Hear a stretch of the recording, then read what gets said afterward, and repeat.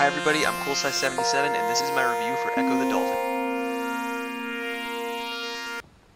Ecco the Dolphin. Now let me just start by saying that I've only heard of this game up until now, never actually played it for myself. So after getting a little curious, I decided to see what other people thought of the game.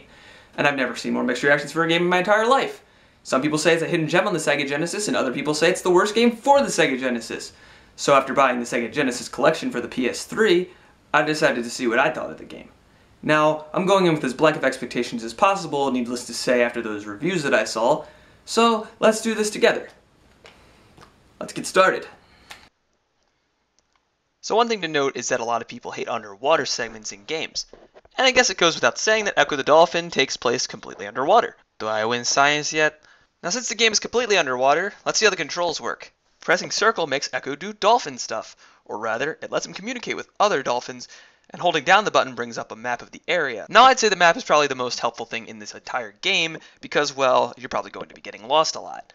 Tapping X gradually builds up Ecco's speed, and pressing square makes Ecco do a dash move, which can be used as an attack. You also have to come up for air every so often, and that obviously wasn't a good idea right here because this happened. And now we can continue, but first I need to figure out where I'm going. Hey look, a thing! That's good, right? So you eventually find out that you're supposed to find some guy called the Big Blue, who, spoiler alert, tells you that you must travel back in time, discover some stuff, and then come back to the present and fight aliens or something like that. No, seriously, the main bad guys are aliens. I knew it. Aliens are behind everything. I forget what I was talking about. Now I didn't mention this before, but this game actually has two ways of recovering your health. You can either A, sing to a clam, or B, eat a fish. Well, I just so happen to have found a clam here, so let's see what happens.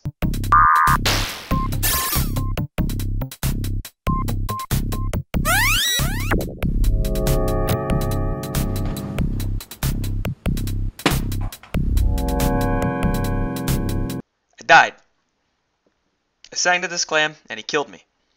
Now, I don't know how bad of a singer Ecco is, but well, I hope he has a backup plan if he ever wants to pursue a career in it. But in all seriousness, every other clam in this game heals you, so what makes this one different? It looks the same. Seriously, it looks like every other clam in the game. So how did this one kill me? Oh, the bubbles are red instead of blue. Now it makes complete sense.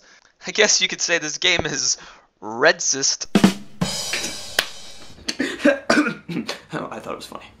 This next part isn't exactly easy either. You see there's a crystal at the end of this cavern here. The only problem is when you're trying to swim back, the current works against you, and there's a ton of blowfish who are also trying to kill you. When you actually manage to get back, if you miss your turn, the current suddenly changes directions and throws you onto the other side without warning, and then, well, I died. Oh, I think Mr. Blowfish here is thinking the same thing as me. Yeah, we both want to know why I'm still playing this game. And now there are rocks in my way. Now this next part may sound a little weird. The game gives you absolutely no hints. You're just supposed to eventually figure out that you have to push this thing here into the rocks. And then they move out of the way. And now there's an octopus. Now contrary to most puzzles in the game actually gives you a hint on how to get past this guy, saying something along the lines of swim slowly past 8 arms. But be sure not to misinterpret that. The game means slowly. You literally have to go by as slow as the controls will allow, or it's pretty much game over. Now at this point, I'm pretty sure you're asking, because I am too. Coolsye, why is Ecco so hard? Well, I have an answer. According to a tweet posted by the game's creator, Annunziata, he intentionally made Ecco hard so that kids who were renting it wouldn't be able to beat it over the weekend.